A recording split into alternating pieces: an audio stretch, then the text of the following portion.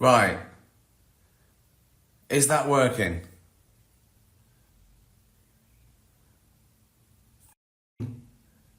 Signal in Hampstead. Oh, well, it's working now, isn't it? For a while. I don't know when it tells me it's paused. Do I just freeze, or do it just go off? Right, I've got some questions. Got loads of questions. And it was sort of first come, first serve. So there's mad ones, because mad people, they're sometimes more motivated, aren't they?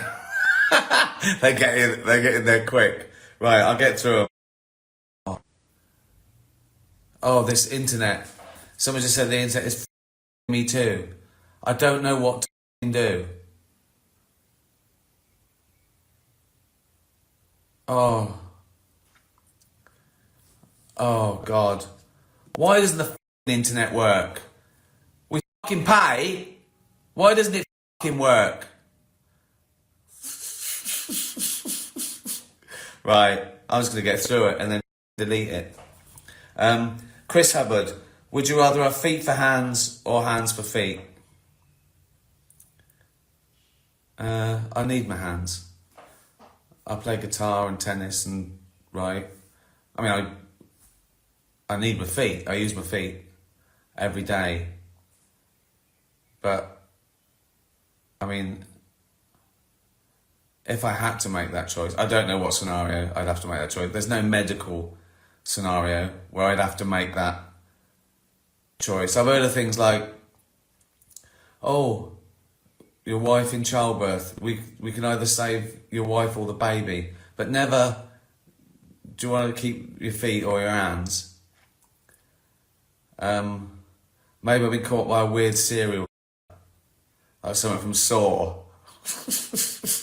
I keep my hands, and it's not like I'm losing my feet, but I'm gaining hands on my feet, aren't I? So I just have 4 hands. I mean, I could work that out. It'd be harder to walk, but I reckon I could sort of get shoes. Because I'd have my legs, wouldn't I? I'd be strong enough. I'd just have be able to have little feet, wouldn't it? Like a little duck. I'd cover them up as well. Just have some sort of special shoe. So I might walk a bit funny, but it'd be all right. Unless I've got my hands. But what's the point of 4 feet? You can walk around, but you've got feet, so you can't do anything. We've got 4 hands. That's better. Better for seeing someone's 4 apples. I'd have to sit on my ass though, wouldn't I? And I'd grab them. Be just like being a chimp, wouldn't it? Yeah, I'd have hands for feet. Taco King, have you ever thought about writing a spin-off show with characters from The Office? Lee is such a good character. I haven't. I thought about it with Afterlife because there were so many. It was such an ensemble. There's about 10 to 20 really funny characters from Afterlife that you didn't see much. But I'm too lazy. People are doing spin-offs from The Office all over the place. Good luck to them. They have to pay me. There's another one. There's a spin-off of The Office coming to America where it's sort of... It's the same sort of vibe as The Office, but it's set in a local newspaper. So they've sort of fused The Office with Afterlife. Do I get paid twice? Sort it out. Doom Herald, can you sum up the meaning of life?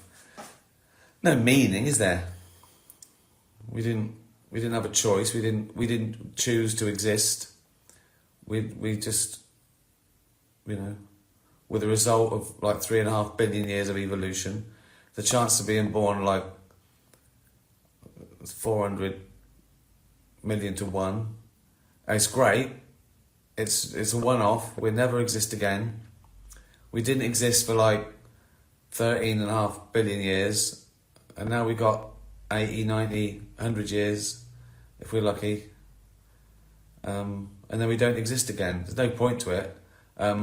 as an individual point, you've got to find your reason to carry on living, and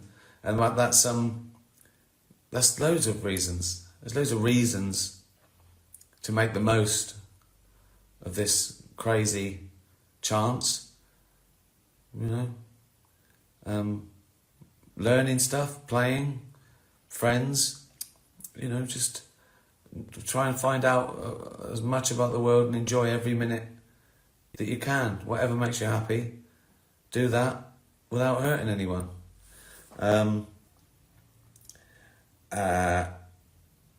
Keena, how important do you think social media is in today's world? Well, I don't know. Depends what you want to do. I mean, I suppose it's good. I sell my tours out on social media. It saves me doing interviews and stuff, I suppose. But it's not important in the greater scheme of things, is it? I mean, it is like reading every toilet wall in the world. But, you don't have to do it. It's virtual. If you don't like it, don't go there. But it's funny, isn't it, how it took off? It sort of makes sense because gossip is in our evolution. We used sort of gossip to, control the tribe. Because the point is we want to raise our status. We want to be respected. That's in our evolution. And the way you raised your status is two ways. Be good at something, be competent. People would say, oh, he's a good hunter. He's good for the tribe. And the other way was virtue. Oh, he's not a great hunter, but he's kind or whatever. And then social media comes along and people can raise their status without meeting anyone by doing good content, or that's where virtual signaling comes from as well, because people can suddenly go, oh, I'm virtuous, we've got no proof. They can be an absolute horror. But as long as they put the right things in their bio, everyone thinks, oh, they're good, they're a good person. So, but, I mean, it's just it's been a good tool for me as well as an observational comedian, because before social media, I'd have to actually bump into mental people. Now I can just listen to them from the safety of my mansion. But I don't know. We don't know how long it'll be around. Something to replace it. Gunnar, what's the most sensible thing you've ever heard someone say? Or what is the greatest enemy of mankind? Oh, that's a good one. Gunnar's got two questions. Gunnar's a dog, by the way. Greatest enemy, two things spring to mind. Greed and stupidity. And when they're mixed in amongst 8 billion people, that is an amazing cocktail. Greed and stupidity, I'd say. And they work very well together. As an enemy to mankind. Greed and stupidity. What's the most sensible thing you've ever heard someone say? Well, lots of amazing quotes. I suppose you mean sort of socially. I remember when I had a job in a factory when I was a teenager, and I had to get these lumps of pipe out and grind down the end, and I was getting them out of the oil and grinding them down. I was going 1, 2, and this bloke who'd sort of been there for 20 years and was going to be there for another 20 years, he looked over at me and said, who are you trying to impress? Why are you going so fast? And I thought, good point. And I've carried that lesson with me. Never try too hard at anything, kids. Gonzo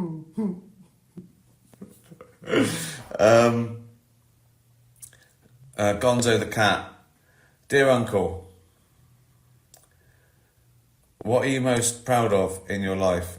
And what would you most like to be remembered for? Could be more than one thing. Well, you want people to think that you were honest and kind and all the obvious virtues, don't you? What do I remember for? Well, I'd like people to remember me as a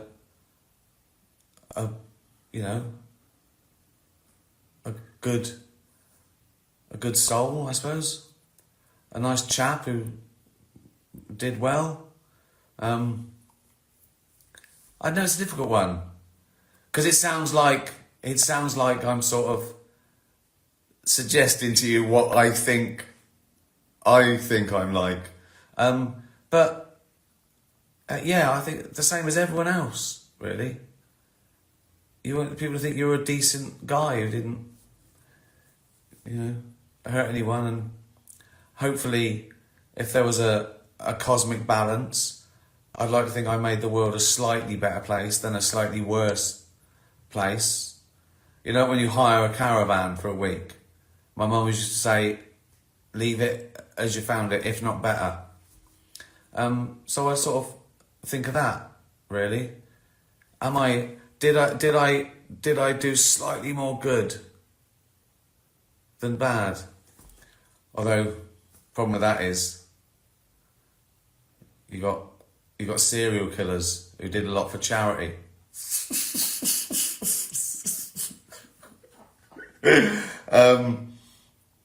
Leslie, you're one of the few down-to-earth famous people who actually react with their followers. Yeah, but look where it gets me. Bad signal, stupid questions. Thank you. We know your Dutch barn is great, but the ads are too naughty for TV. Is there anything we can do to help spread the word? Yes, the Dutch barn. Dutch barn. I co-own that company. And yeah, all the adverts I've been doing, they can never get on telly. Well, I'm going to do some for telly, maybe. Just take out some of the... It's made in Yorkshire from apples. It's we got our own orchard and everything. I'm a farmer, officially. I told you, didn't I? So if there's a war, I couldn't fight. Like, they can have me anyway. We need that fat old bloke. Why? He's got 4 hands. 4... See? Occam's razor. The thought might be boring, but have you ever considered narrating an audiobook? I think you'd be fantastic. Thank you, Mr. Razor, but I don't think I would. I get bored too easily. My eyesight's going. Well, I probably should wear glasses or reading glasses. I get bored with reading very quickly. I'd want to make jokes. I could do my own, I suppose. Do my own autobiography. Again, I wouldn't bother writing it. This is like, there's enough stuff for social media. No one has to do their autobiography now, because I've told everyone everything about them. What am I going to surprise you with? I was the illegitimate child of a king. You'd know everything about me. No, I haven't thought about doing that. That's not stressful, is it? Trying to do a live broadcast where it doesn't work. Zen XV. For about 2 weeks, I've had to adjust the flow in the toilet cistern manually after each flush to stop it trickling. Should I get a plumber in to fix it or keep adjusting the flow? Just keep... Never fix anything.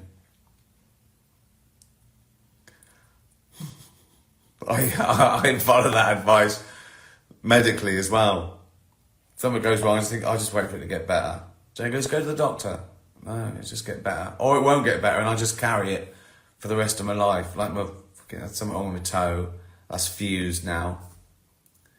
What else? Teeth are crooked. Who cares? Got loads of fillings. Got a frozen shoulder. Back goes. Just get on with it. I haven't got time. I can't be bothered. I said before, if I had a little doctor in the basement, I'd be down there all the time. But it's the admin, calling, getting a thing, the worry. If I just go down and say, what's this lump? I'll do it. You're just sitting there, little fella behind the desk. Like a fucking weird prisoner. Is that normal? No. They're way too distended. Cheeky. Mark X Art. What is it like being such a rich, handsome genius? Well, what does it look like? I'm tired. I'm angry with the Wi-Fi. I'm drinking beer. I'm answering questions from cats and dogs and maniacs. That's what it's like. But I do travel first class. Julia Kemple.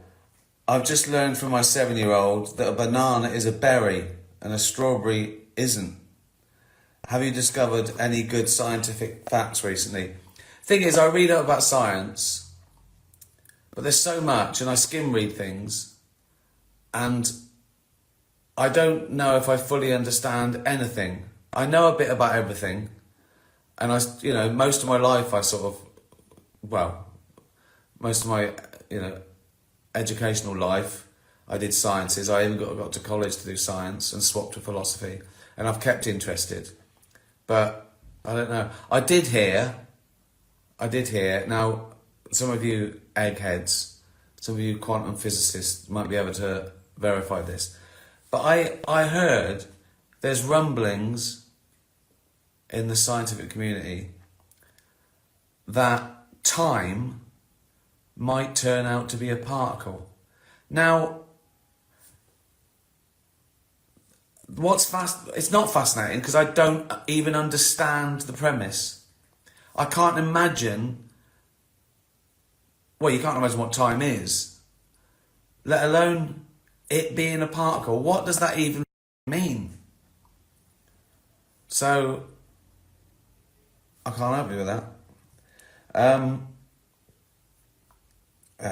Deborah, if social media didn't exist, how would you reach your fans? What other form of advertising would you use, Ricky? I don't know. Traditional ones. Maybe traditional ways wouldn't be PR's, isn't it? All newspapers are TV's.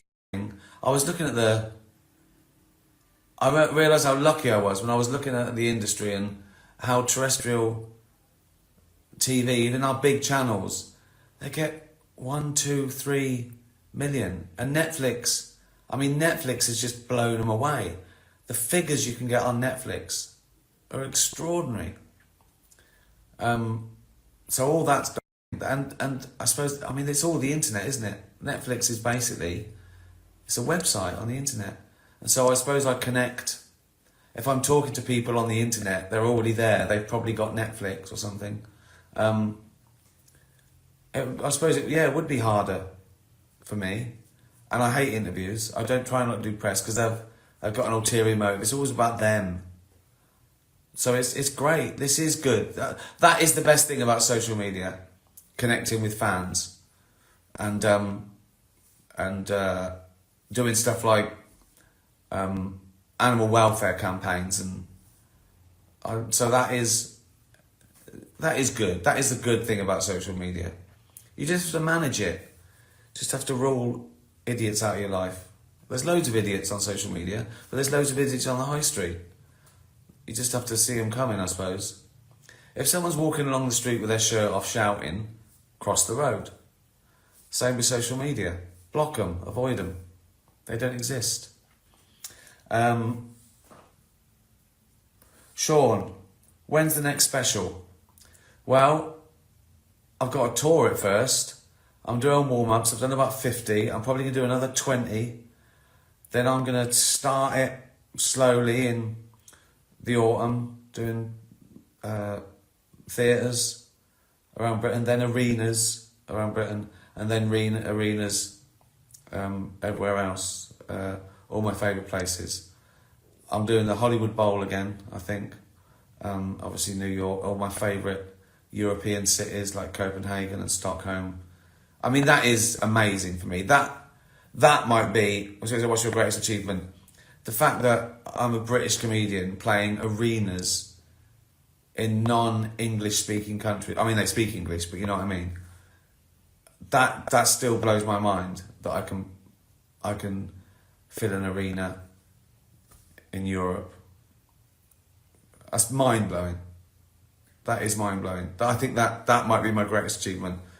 To be a stand-up comic filling arenas around the world. Yeah, that one.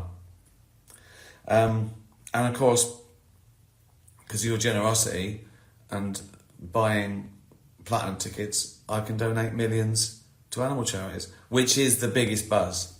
That is the biggest buzz. So yeah, as my mum used to say, you can't take it with you, so give it to a dog. I've just added to it.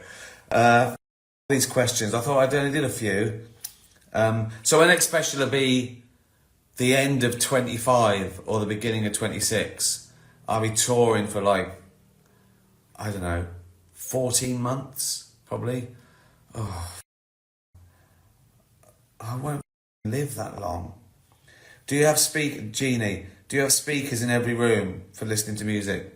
I have something in every room. I have a radio or Sonos or I've still got an old iPod in the gym. Yeah, radios everywhere. Spotify on my phone. Yes, I've even got vinyl in the living room. So yes, there is something to play music in every room, I think. Can't do without it. Jane gets up like 3 hours before me so she can do some work before I come down, because YouTube's straight on and I'm listening to songs while I'm working. Oh God, it's good being a burden. If you could choose invisibility, immortality, or the ability to teleport, which would you choose and why? Teleport. Teleport, no doubt about it. Immortality, that'd be horrible. Invisibility, what's the point? What is the point? Sneaking in places, well, it's amazing. Invisibility would be amazing, but I don't know what teleport, that'd be amazing. I'd come to Australia. Just all the getting on the flight and sitting next to a big fat bloke farting for 23 hours. That's what puts me off. Yeah, teleportation. I saw, what was that film? Was it Jumper? One of those real great aeroplane movies about someone who can just go anywhere. Just pop round. Okay, look, we've got a few more here. This has been a shambles, hasn't it? It was only an experiment. To see if I could... Why is it all right now? Or maybe it isn't. Maybe I'm just talking to myself. You wouldn't get George Clooney doing this. Vintage Bob T. Not a stupid question, but after the success of Afterlife, Derek, Extras, etc., do you have another cracker up your sleeve coming soon? Well, you never know. I'm planning something. I've got the tour, and I'm trying to make Dutch Barn a global brand. So that's exciting. I'm really working hard at that. I've got 3 full-time jobs at the moment, and I'm developing an animation, a little animation for Netflix. But I don't know. You never know if it set the world alight. Who could have guessed that Afterlife would be as... Do you know what I mean? A little British sitcom about a guy whose wife is of cancer. And it's got hundreds of millions of views. People are still watching it. No one could have guessed that. So you can't assume that. You've got to assume that a few people will like it and then it'll get cancelled. That's what you always assume. And I think the only reason I've never had anything cancelled is I get out before I cancel it. But I hope everything you do is watched, and but you never know. I'd say to new comics, don't worry about that. Just do your best, enjoy it, and get paid. Because nothing else matters. Reviews don't matter. Awards don't matter. No, do you know what I mean?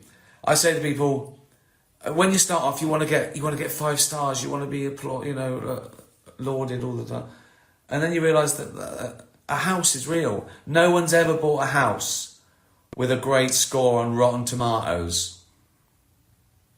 So that's my advice to young comedians and actors. Get paid. Enjoy it and get paid. Last question. Lionel Lemon. So that's an account of a fictional lemon in afterlife. As I said before, you would not get George Clooney doing this. Lionel Lemon. Here's a ridiculous question from your favourite lemon. Would you rather have abnormally big toes or abnormally big ears? Well, but what's abnormal? I mean, do you mean, is it elephant ears versus a big marrow toe? Or is it just like, if I took my socks off and showed you my big toe, people go, me, they're big toes. It depends, doesn't it? I mean, ears are the first thing you'd see. Could I hide my toes? Or have I got like 2 foot long shoes? If abnormally big toe, say you're twice as big, so it's ears twice as big or toes twice as big, I think I'd choose toes twice as big because I just get big shoes and I'd be a really good swimmer. Ears twice as big, people go, me. Here comes Dumbo. You don't want to prejudice people before they meet you. You don't want the first thing to be, me, he's got big ears. Whereas I was walking along, people would go, me, he's got big toes. That'd be a little surprise when we went swimming. I go, why is he going so fucking fast? Oh, he's got massive toes. What a load of shit that was. I knew it would be. Thanks for following. Thanks for asking all your stupid questions. Stuff and share things about Dutch Barn. Try Dutch Barn. Yes, it might make me $1 billion, but when I die, that'll go to worthy causes, won't it? That's why I haven't had kids. Even though my kids don't exist, I hate the little to have all my money. Right, that'll do. Tatty bye, everyone. Tatty bye. Photograph. Are you spelling deaf there, lads? D-E-F. So, nothing wrong with that. Nothing wrong with that. Good tune there. No snobbery. Not on this show, mate. How are you? Hello. We said, right. Is this interesting broadcasting? Honestly, got nothing to beat them. There's nothing to beat the shit that I see that's being broadcast at the moment in the name of entertainment. I mean, from, shows that, fair enough, they used to be studio shows with a lot of effort and stuff, and now they're put together on Zoom. Right, that's fair enough. But it's like everyone's having a go now, aren't they? Some people are having a second bite at the cherry. They can't believe their luck. They've got, we'll have you on. Fucking hell.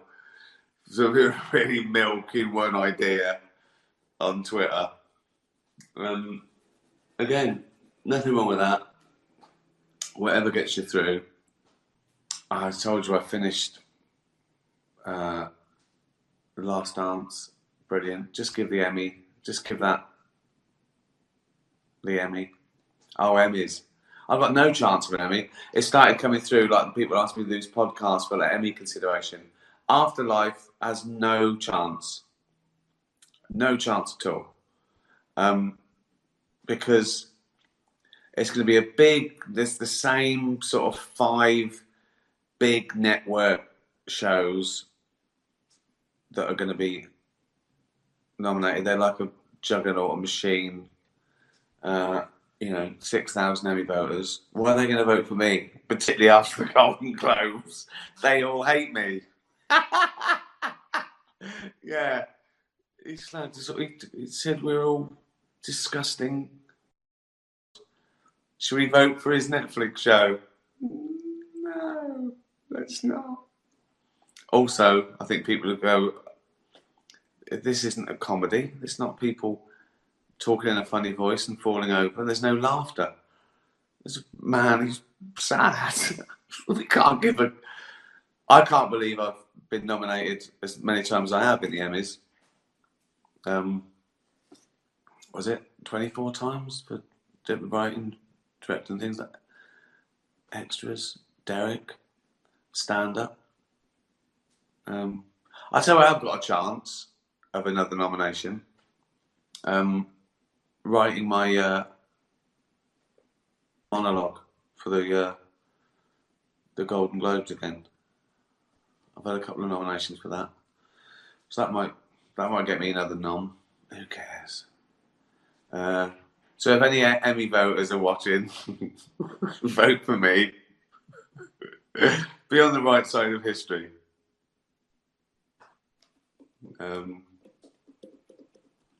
It doesn't matter. You realise it's very exciting still, and the first time you get nominated for anything or win anything, you think, "Oh my God, this is the greatest thing ever." And then when you see the idiots who get nominated, you know, like it's not that special. And the idiots who fucking vote, and the reasons people vote for things and stuff. But it's nice. It's always nice to be around in the mix, to still be there. I'm talking like I'm dead. This is me writing my own obituary. Yeah, good innings. He was always around. He always got nominated and did a bit of everything. Didn't he? He wrote a little bit and directed and acted. Did a stand-up. Did some children's books. Yeah, he had a good lazy bastard. He liked to drink. He was a nice lad. He stayed normal. Wasn't a nonce. Didn't kill anyone. Paid his taxes. That's not bad, is it? That's not bad for a top entertainer. Yeah, that'll do. Be long on the gravestone, won't it?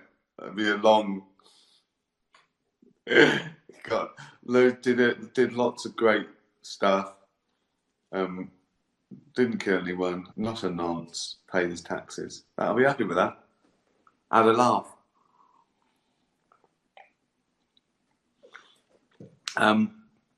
Any questions? Quimmy Savile. Someone just said Quimmy Savile. Oh, the other day when I explained to Americans who the outtakes where Ratty and the Nonce were shouting out nicknames like Quimmy Savile, Michael Parkin Bum, and all that. What was the other one? Harold Shitmum. I explained who they were, and I felt bad after, but I lumped in Michael Parkinson with Jimmy Savile and Harold Shipman. Right, now Harold Shipman was a murderer. Jimmy Savile was the world's most prolific nonce. Right, Michael Parkinson didn't do anything wrong. He's a nice man, at the top of his game. He was our greatest interviewer. I wasn't suggesting that he was in the same company as those two. I should make that clear.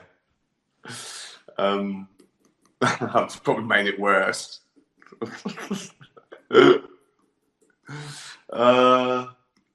What else has happened? Thanks for watching Afterlife 1 and 2, and the Willoughbys. That really took off. That yeah, done really, really well, according to Netflix.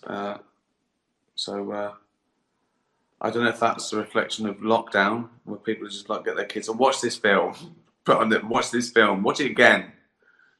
But yeah, incredible all around the world. My first animated feature as one of the producers. So I'll do that again. That lot of work takes 3 years from beginning to end, getting everything together, all the casting, but it takes a long time, but it's probably actually less work for me to do a voice and be involved than if it was a live action. Anything can happen. Obviously, the real work is for the animators and the director of all that sort of stuff. But yeah, it takes a long fucking time. Never did Jamie Redknapp. Jamie Redknapp, well, his name wasn't changed, and he's an ex-footballer who, as far as I know, has done nothing wrong either. These are just people asking me. I'm not just suddenly just shouting things out. Like, this is a man. What will they think of this, right? What if they found all these things like in 10 years' time and people didn't know the lockdown or why I was doing this? It just looks like the ramblings of a madman. And in 10 years' time, I probably will have lost my mind. I will be somewhere, in a home somewhere. So they go, oh, that was the beginning of it. Just so he'd be sitting there, talking to himself, drinking beer, going, Jamie Redknapp. Right, and then go, there's a cock in a drain. Maybe someone should do the best of. And by the best of, I mean the worst of these. Someone should put together the shittest, most mental, awful, banal moments of this. And I'll send it off. I'll say, can I do this? I want to do this show. Everyone's getting shit telly shows from doing this sort of shit. My people are desperate. Absolute bollocks is getting made. So someone compile a 2-minute sizzle reel of the worst of these. Oh dear. How long's that? 13 minutes. Fucking hell. We're not shit to say. Who cares?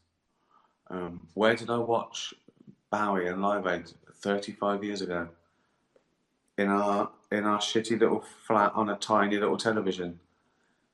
I had like a coat hanger for an aerial. It was about that big. Right? The flat it's the tiny little room that I talk about where I could open the fridge from the bed. Horrible. Shitty place. Dodgy landlord. Just horrible. And a telly that it was like the picture, you had to wiggle the coat hanger thing to try and get it. It was like, it's like 3 pictures superimposed. Watching snooker was fucking terrible. It honestly, it looked like atoms and wax. It's just about 1,000 balls and black and white, of course. So yeah, and I remember Bowie coming out, and it was incredible. If I remember right, he gave up a bit of his time to show a video. Everyone had like a certain amount of time or 4 songs, and he said, show an important video on some of mine. Yeah, and I think that's when the world also looked at Queen in a different way, didn't they? That was their big. I mean, they're already huge, but their huge global break when everyone just thought, "Oh, Queen are amazing." I hope that answers your question. Yeah, I should do something else in animation. I think I'm really getting into that. It's good that. I mean, some of the best animation is absolutely brilliant. It's just things you obviously can't do. But I do like working with actors. I like that realism as well.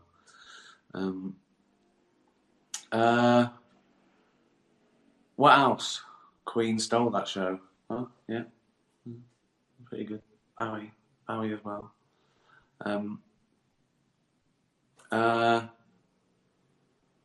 Was it Friday, isn't it? Yeah. Is it another bank holiday, isn't it? How many have they had in May alone? That's a lot, isn't it?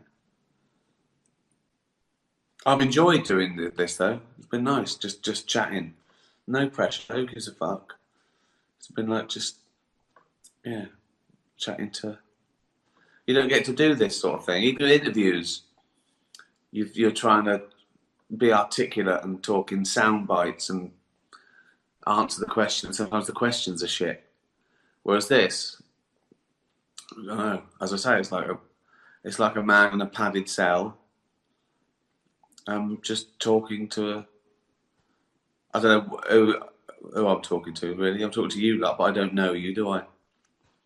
Do you ever play darts? I used to love darts. Yeah, I wasn't good.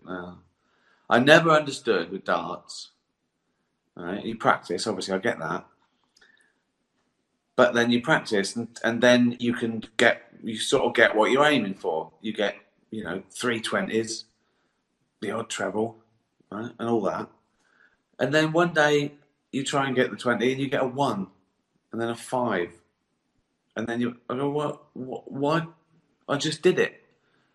It wasn't luck. Why can't I do it every time? So that annoyed me. Your favourite vacation spot? Well, not that we've had a vacation for 20 years. Although flying around the world doing these gigs, I always make sure. Well, one, I choose the nicest places in the world. Obviously, the most beautiful capital cities, and cities in America and Canada that I want to go to. So we spend some time there. So they're sort of little vacations. Even though I'm working, it's not like work, is it? It's fun. But the last time I had a week off and sat by a pool or a beach or something, which I need to do, that's like 25 years ago. We always liked Italy. Yeah, went there a few times. But obviously, no one's having a vacation yet. Everything's postponed, isn't it? It's my birthday soon. Postpone it. And I can stay 58. Until I celebrate my birthday, I'll stay 58. 58. Fucking hell. Doesn't feel that. I don't feel 58. I know I look it. If doctors open me up, they go, he's definitely fucking 58. Look at this. Look at that. The fuck is that? That's his liver. Right? Oh, fucking hell. That is that blood? No, it's Cabernet Sauvignon. Right? Well, that's fucked. This is his bowel. What the fuck is that? We can't put this back. We can't put this back in. I don't know what doctor's doing that, lifting out my insides and showing it around the theatre, making the nurse giggle. Look at that. Go, oh, doctor, it's fucking hell. Doing a bit with my bits. Oh yeah. I wish I could do that though. I wish you could sort of pay to go in a specialised thing like a few. You go in there, right? And you go in a pod, and first they do they irradiate all the shit, right? You got nothing in there. You got no fucking microbes and that done or sterile or whatever. Not that sort of sterile, you know what I mean? And then they give you some sort of blood transfusion. I haven't got into science, right? And then they do like a colonic, but for everything they somehow, right? They take you all apart, scrub it, right? Wash it under the sink, like wash your liver under the sink, put that back in. Again, I'm not a qualified doctor, right? But that's what I wish they could do. Like we're doctor in the sense of Dr. Frankenstein or Dr. Shipman. Yeah, I wish you could just have like taking your car, do everything. Fucking change the oil, pump the tyres up, sand down the rust. Not as good as new. Cheers. But no. You can't do that. You can't do that. Science says you can't do that. And who am I to argue with science? Doesn't matter, does it? Doesn't matter. It still runs. I still think. I still eat and drink. I'm still working. I'm happy. What does it matter? Just a shell, isn't it? Just a thing. Just a blob of meat for a brain to live in. Again, I'm not a doctor or a poet, but you know what I mean? I'm a big fucking sack of movable meat that thinks. Doesn't matter what this is, does it? It gets me around. These are fucking putting food in my mouth, right? And juggling. They're the two main things, right? It all fucking works. Doesn't matter what it's like until it doesn't work anymore. And I just then stick me in, put fucking wheels on me, put me in I don't know, some sort of bath on wheels and just get me round. I'd carry on doing shit.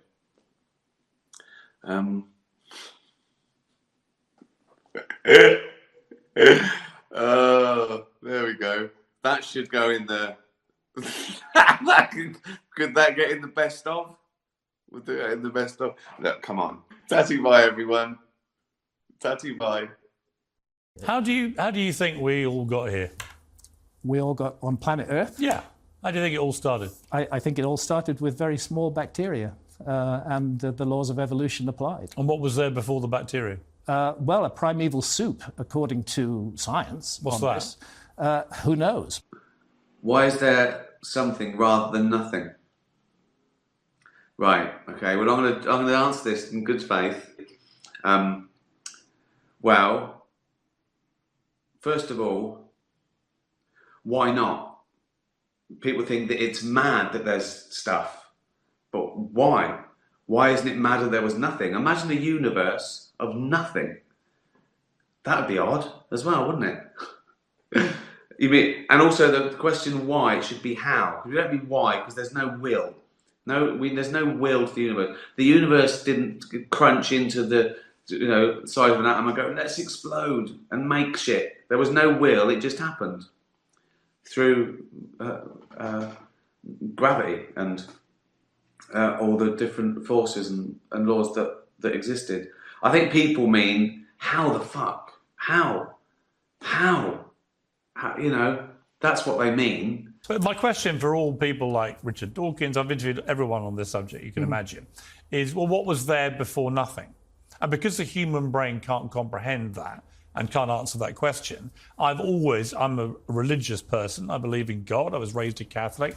And the reason that I have stayed that way is because to me it makes perfect sense. It's logical that there must be a supernatural entity out there which is more sophisticated than the human brain, because we cannot answer that simple question. What was there before nothing? We certainly can't. Right. What was there before the Big Bang? Nobody So because they can't answer it is that a strong question. argument for a creator of some sort. Whether that entity is supernatural or whether supernatural is simply natural that we haven't yet understood is another. Are you religious question. or not? I was brought up as a Christian. I abandoned Christianity in my early 20s. I have been through a series of changes. I feel that life does have purpose, that it does have meaning. I don't think we're here by accident. I don't believe that death is the end. I think we are incarnated in physical bodies, but I think consciousness and the body are separate issues. I think life goes on. So in that sense, I am a spiritual person rather than necessarily a religious person. I don't follow a particular religious doctrine. But you do think there's something else at the end? I do, particularly the notion that the death is not the end, that it's perhaps the beginning of the next great adventure. Right. And well, lots of reasons there. Well, nothing isn't really nothing. In fact, when people say, why is there something? Why isn't there a balance? Well, actually there is, because in general, the universe is an average of nothing. It's actually an average of nothing. Scientists will work this out, right? Because there's matter and antimatter. I mean, this might as well be magic, really, mightn't it? What I'm saying, but the answer is there just is. That you need lots more questions, really. But the answer is because there is. Why? I don't know why. I mean, it does seem weird that there's stuff, but I think it was just as weird. We wouldn't be here, obviously, so you can't imagine there being nothing. But there was once, or was there? The Earth supposedly was formed about 4.5 billion years ago, 4,500 million years ago. It supposedly was not cool enough to support life until about 4 billion years ago. But then by 3.9 billion years ago, the planet is seething with bacterial life. And the mainstream argument is that that bacterial life just evolved by accidental bumping together of molecules. Do you believe that? I don't. I go with Francis Crick on that. Surprisingly, because as you know, Francis Crick won the Nobel Prize for the double helix structure. I'm very aware of his work. And he did not, in a less-known book by Francis Crick called Life Itself that was published in 1981, he looked into the plausibility of what he called directed panspermia. He felt that it was impossible for life to have evolved accidentally on Earth, for the DNA-RNA system to have just appeared by accident. He thinks it was sent to planet Earth. May have been, he speculated, this is not me, this is Francis Crick. He speculated that there must have been some gigantic civilization in some far-off part of the universe. And a bit of it came to it. No, they discovered that they were going, this is Crick, they discovered that they were going to be wiped out in a supernova explosion, that's the suggestion. They looked for ways to get themselves off the planet. Distances are too great. They settled on cryogenic freezing of bacteria. They encoded DNA into those bacteria and they fired them off into the universe in all directions. And one of those spaceships landed on the early Earth 3.9 billion years ago. And I must repeat, this is not Graham Hancock. This is Francis Crick, won the Nobel Prize. Yes. And this is his book, Life Itself, published in 1981. Directed panspermia. I mean, look, I used to love Star Trek when I was a kid. He made the point that the universe is more than 13 billion years old. Yeah. And there's time for life to have evolved No, I get all more that. than once. Even if I understood quantum physics, it wouldn't help anyone. I couldn't explain it. It just, because it sounds like magic. It's mad. In fact, a lot of it is counterintuitive on contingent truths that we sort of hold dearly, but it is what it is. I think that's what you got to say. It is what it is. Say to me. That's life. Oh God. Talk. It's my life. Classic, isn't it? Was that a hit around the world? I don't know. Doesn't matter. When I doubt they'll say that on the news. A drain actor will be sadly missed. I'd love that. I'd love that if that's my legacy.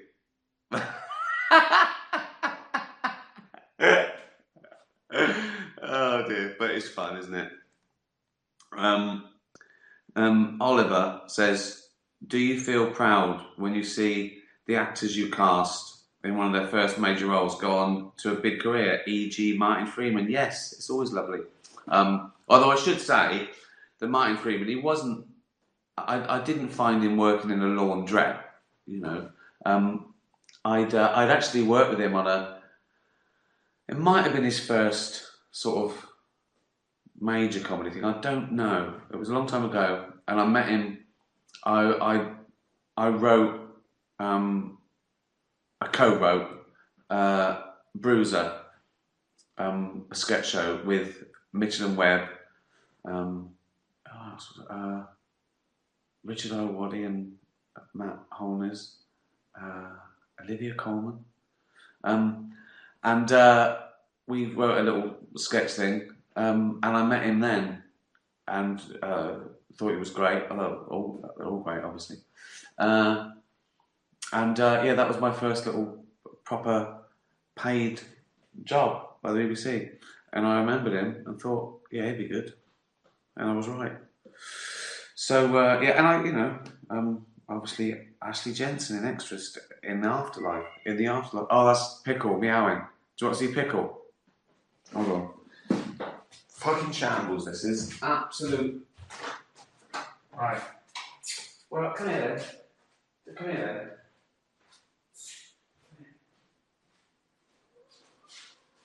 Go on then.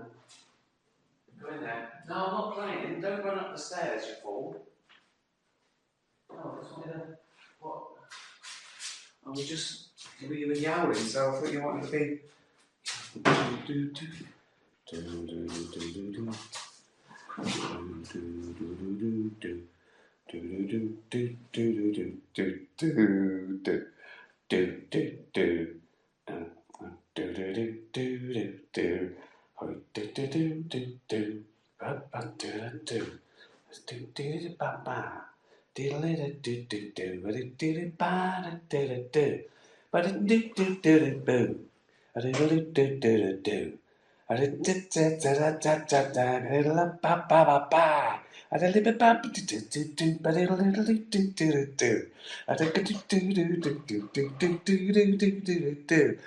I mean, you're watching this thinking, oh, look at that.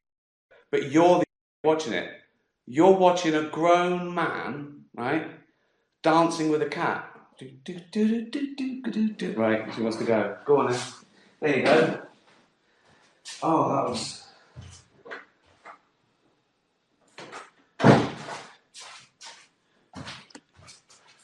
Just shows you how bad this is, where me dancing with a cat was the highlight. Think of that. Think of that. Did you see that show? Yeah. Was there any good bits? No. But the best bit was dancing with a cat.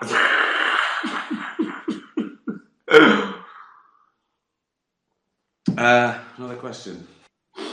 How would you describe your perfect day, assuming anything is possible? Good question. Well, I miss going to lovely places with gigs. Like this time last year, we were in Paris. I went to Berlin, Zurich, Barcelona. I mean, once a week, I was doing these, Amsterdam. So it might be walking around somewhere like that. Me and Jane walking around somewhere like that and buying stupid things and having coffee, and that would be a pretty perfect day actually. If we're abroad, and it's a nice place where they've got dogs, and I'm scruffling dogs. In Amsterdam, we went to this brilliant charity thing on a big barge. It's a cat rescue home. You just walk round and just scruff all the cats. You pay 10 quid or something, and then you just go in and stroke the cats. So maybe walking around Amsterdam, then doing a gig is pretty amazing. That's sort of what I do, isn't it? If I've walked around a beautiful place, had a lovely lunch, done a gig, feel that I've done something.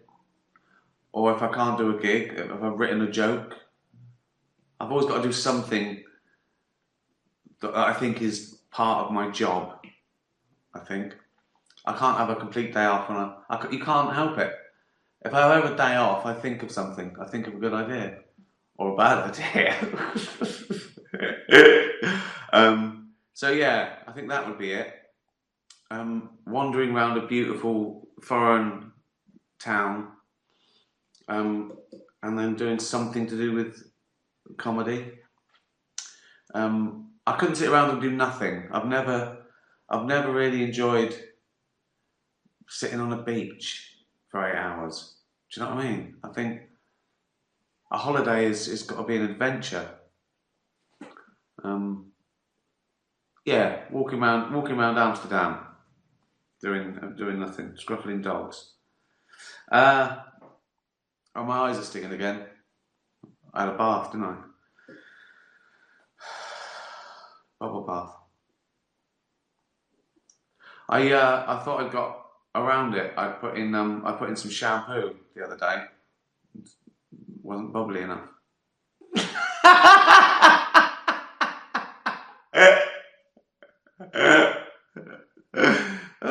The comic and actor Ricky Gervais today, all sad and scabby with itchy eyes, in his bubble bucket. Bubble bath. Oh, this is it. Leopold and Loveday, happy day. It's Ricky's question. You are entering witness protection. Reasons top secret. It's cats, by the way. And the government has allowed you to pick your new name. What would you choose as your new name? But it doesn't matter, does it? If I'm in witness protection and I go, hi, I'm John Smethurst, and they go, you look like the bloke from The Office. I go, Jane, call the FBI, tell them tell them someone's recognised me. I'd have to have surgery, wouldn't I? And change my name. Unless I went to a place where they didn't have The Office, or Afterlife. Netflix is in about 160 languages. The Office was in about 90 countries. There's not a lot of places I can go, really. Maybe the Amazon basin or something. And then I don't really need a name. And I wouldn't be able to pronounce it, would I? If I were to try and just hear a clicking sound. I'm ignorant. I don't know the language. I don't even know if that is the Amazon basin as its own. I had no idea. I was guessing. I was bluffing. Oh dear. I just wanted to say basin. Amazon basin. What would my name be? Cool. What have I always liked? What name have I always liked? Brad wouldn't seem, would it?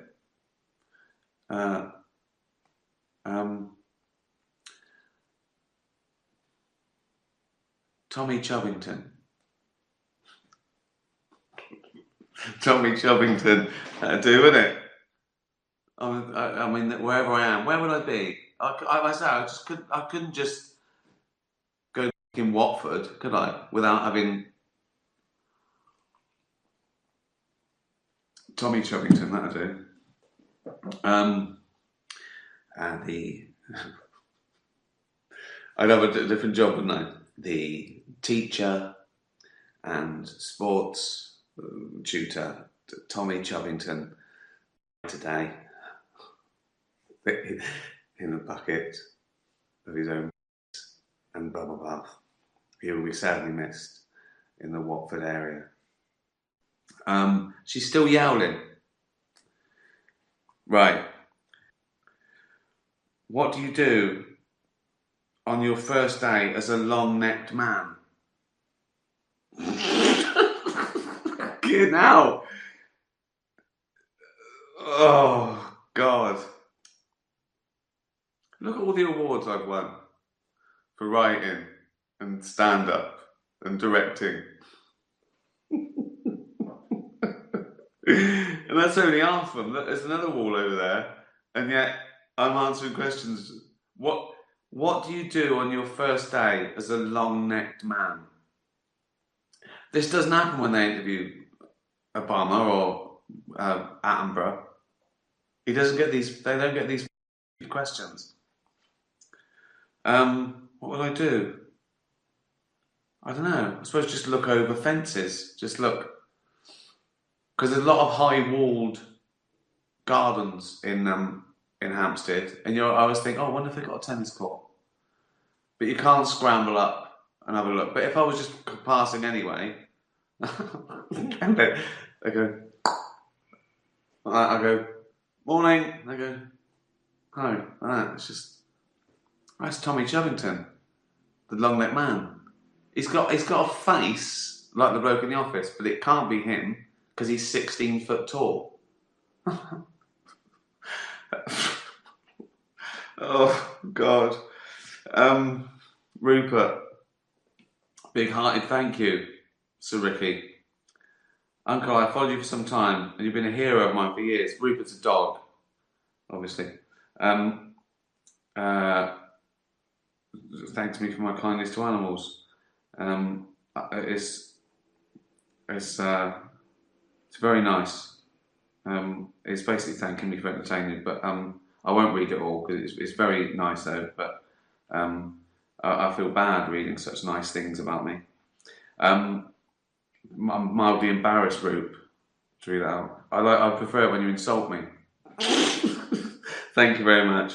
My question, in case there's time, have you ever considered hosting your own quiz show? I think you'd be brilliant. Thank you, Rupert. Well, not officially, not on telly, but I did used to like it. You know, I used to do it, you know, with mates and family. I think I used to do it.